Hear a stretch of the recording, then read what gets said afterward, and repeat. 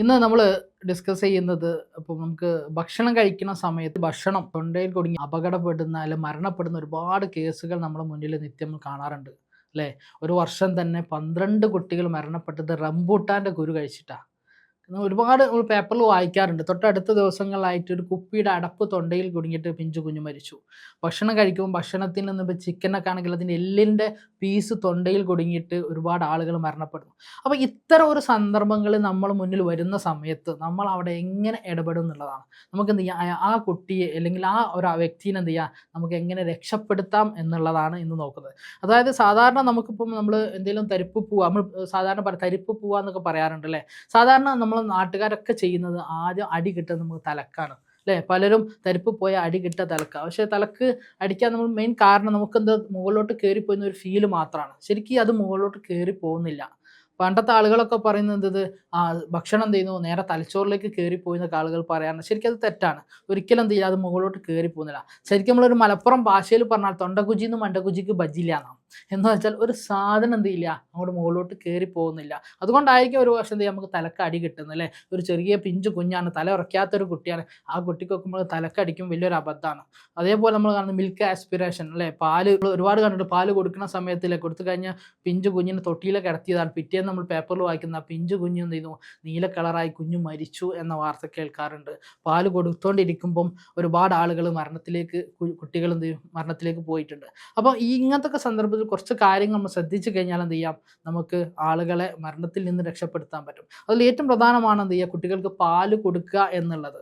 പാല് കൊടുക്കുന്ന സമയത്ത് ശരിക്കും നമ്മൾ കൊട്ടിക്കൊടുക്കുക എന്ന് പറയാറുണ്ട് അല്ലേ? സാധാരണ കുട്ടികളെ എടുത്തിട്ട് ഇപ്പം ഇങ്ങനെ കുട്ടീനെ എന്ത് ചെയ്യാം, പാല് കൊടുത്തു കഴിഞ്ഞാൽ നമ്മൾ സാധാരണ എന്ത് ചെയ്യണം, ഈ കൊട്ടി കൊടുക്കണം അല്ലേ? ഇങ്ങനെ മോളോട് എന്ത് ചെയ്യുക, കൊട്ടി കൊടുക്കാണ് വേണ്ടത്. പക്ഷേ പല ആളുകളും ഇപ്പോൾ അത് ചെയ്യാൻ മടിക്കുന്നു അല്ലെങ്കിൽ ചെയ്യാൻ ഭയപ്പെടുന്നു എന്നുള്ള. കാരണം കുട്ടി കൈമിൽ നിന്ന് പോകുന്നു ഭയന്നിട്ടാണോ എന്തെന്നറിയില്ല. എന്തിനാണ് ഈ കൊട്ടി കൊടുക്കുന്നത് പോലെ അറിയാത്തത് കൊണ്ടാണ് പല ആളുകളും എന്ത് ചെയ്യുക, അത് ഇപ്പോഴും ചെയ്യാത്തത്.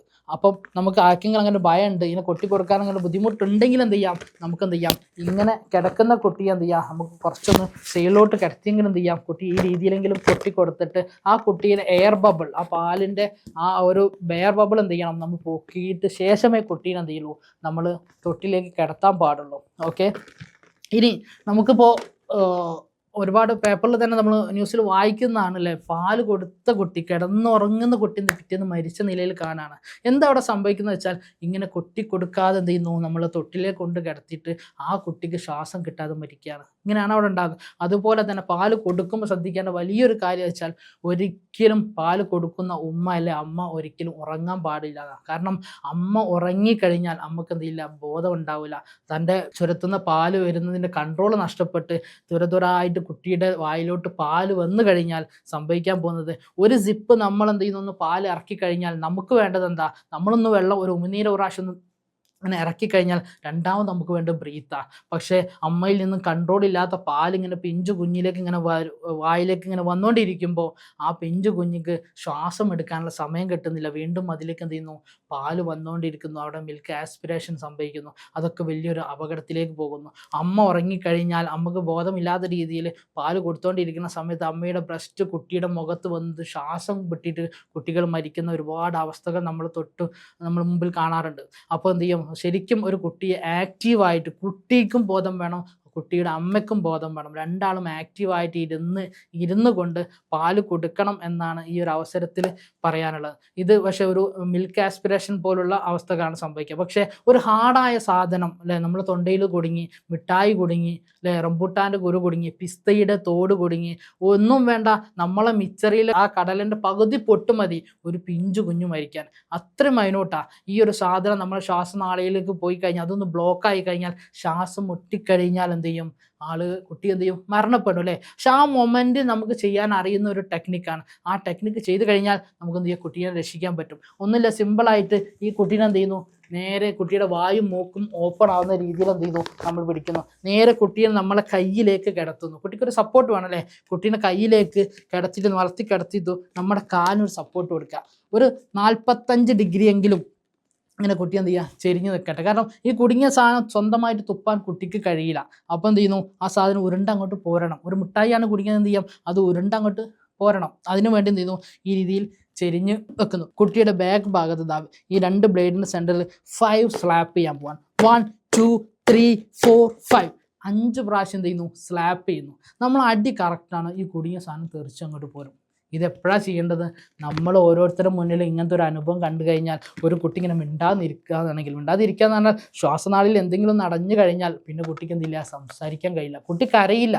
അപ്പോൾ ഇങ്ങനത്തെ ഒരു സിറ്റുവേഷൻ കണ്ടു കഴിഞ്ഞാൽ ആ മൊമെൻറ്റിൽ നമുക്ക് എന്ത് ചെയ്യും, അത് ചെയ്യാൻ പറ്റണം. അത് ചെയ്യാൻ പറ്റണമെങ്കിൽ ഇതിൻ്റെ ഒരു ട്രെയിനിങ് നമുക്ക് കിട്ടിയേ പറ്റുള്ളൂ. അതുകൊണ്ടാണ് എന്ത് ചെയ്യുക, മലപ്പുറം ജില്ലാ ട്രോമാ കെയർ നിരന്തരം ഇത്തരം പരിശീലനങ്ങൾ നടത്തിക്കൊണ്ടിരിക്കുന്നത്. അപ്പോൾ ഈ ഒരു പരിശീലനം എവിടെയുണ്ടോ നിങ്ങൾ ആ ക്ലാസ് തീർച്ചയായിട്ടും അറ്റൻഡ് ചെയ്യണം. ഇപ്പം നമ്മളിങ്ങനെ ചെയ്തുകൊണ്ടിരുന്നു, ഇങ്ങനെ അടിച്ചു, ഒരു സാധനം പോകുന്നില്ല, ഒരു റെസ്പോൺസ് കിട്ടുന്നില്ലെങ്കിൽ നീ ആ തല ഉറക്കാത്ത കുട്ടിയാണ്. ആ തലക്ക് സപ്പോർട്ട് കൊടുത്ത് കുട്ടിയെ നേരെ മലർത്തി കിടത്തുന്നു. നമ്മുടെ കൈയുടെ പൊസിഷനും മാറ്റി, നമ്മുടെ കാലിൻ്റെ പൊസിഷനും മാറ്റി, 2 വിരൽ കൊണ്ട് കുട്ടിയുടെ ഹൃദയത്തിൻ്റെ മുകളിൽ എന്ത് ചെയ്യുന്നു, 1 2 3 4 5 ഇങ്ങനെ 5 പ്രാവശ്യം ത്രസ്റ്റ് ചെയ്യുക. ഈ 5 പ്രാവശ്യം ത്രസ്റ്റ് ചെയ്യുന്നത് ശരിക്കും നമുക്ക് കുട്ടിയുടെ ഹാർട്ടിന് സപ്പോർട്ട് കൊടുക്കും. കാരണം ഹാർട്ട് നിന്ന്, കാരണം ഓക്സിജൻ ഇല്ല, കുട്ടിക്ക് ശ്വാസമില്ല, ഹാർട്ട് പ്രവർത്തനം നിൽക്കും. ആ സമയത്ത് എന്തും ആ ഹാർട്ടിനൊരു സപ്പോർട്ട് കൊടുത്തു. അപ്പോൾ ബ്രെയിൻ ലൈവായി. അങ്ങനെ ബ്രെയിന് ഡാമേജ് ആവാതെ ഇരിക്കാൻ വേണ്ടി ചെയ്തു, ആ ഹാർട്ടിന് സപ്പോർട്ടിന് വേണ്ടി വീണ്ടും 5 പ്രാവശ്യം ത്രസ്റ്റ് കൊടുത്തതിന് ശേഷം ഈ രീതിയിൽ വീണ്ടും കുട്ടീനെ എന്ത് ചെയ്യുന്നു, കയ്യിലേക്ക് കിടത്തുന്നു. 1 2 3 4 5 5 പ്രാവശ്യം സ്ലാപ്പ് ചെയ്യുക. നമ്മൾ അടി കറക്റ്റാണോ, സാധനം മുട്ടായി ആണെങ്കിൽ അത് ഉരുണ്ടങ്ങോട്ട് പോരും, കുട്ടി അങ്ങോട്ട് കരയും, കുട്ടി ജീവിതത്തിലേക്ക് വരും. മറിച്ച് നമ്മൾ ഇതൊന്നും ചെയ്യാതെ ഈ കുട്ടീനെ നമ്മൾ ഓടി ഹോസ്പിറ്റലിൽ കൊണ്ടുപോവുകയാണെങ്കിൽ നമുക്കറിയാം നമുക്ക് എത്ര സമയം കൊണ്ട് ഹോസ്പിറ്റലിൽ എത്തിക്കാൻ പറ്റും, വളരെ കുറഞ്ഞ സമയം കൊണ്ട് നമുക്ക് എത്തിക്കാൻ പറ്റില്ല അല്ലേ. ആ കുട്ടീനെ എന്ത് ചെയ്യും, പിന്നെ നമുക്ക് എന്ത് ചെയ്യും, മരിച്ചിട്ടേ നമുക്ക് കിട്ടുള്ളൂ. അപ്പോൾ അങ്ങനെ ഒരു സിറ്റുവേഷൻ ഇല്ലാതിരിക്കട്ടെ, ഈ മൊമെൻറ്റിൽ ഇത്തരത്തിലുള്ള ടെക്നിക്ക് നമ്മൾ ചെയ്താൽ മതി. ചെയർ ഉണ്ടെങ്കിൽ ചെയറിലിരിക്കാം, അതില്ലെങ്കിൽ എന്ത് ചെയ്യാം, മുട്ട് കുത്തിയിട്ട് എന്ത് ചെയ്യാം, നമുക്ക് കാലിൽ എന്ത് ചെയ്യാം, ഈ പൊസിഷനിൽ ഇരുന്നിട്ട് ഇങ്ങനെയും ചെയ്യാൻ പറ്റും. അപ്പോൾ ഇങ്ങനെയാണ് എന്ത് ചെയ്യുക, കുട്ടിയുടെ ഭക്ഷണം തൊണ്ടയിൽ കുടുങ്ങിക്കഴിഞ്ഞാൽ കുട്ടീനെ രക്ഷിക്കുന്ന ഒരു ടെക്നിക്ക്. വീഡിയോ എല്ലാവർക്കും ഇഷ്ടപ്പെട്ടെന്ന് വിചാരിക്കുന്നു. Thank you.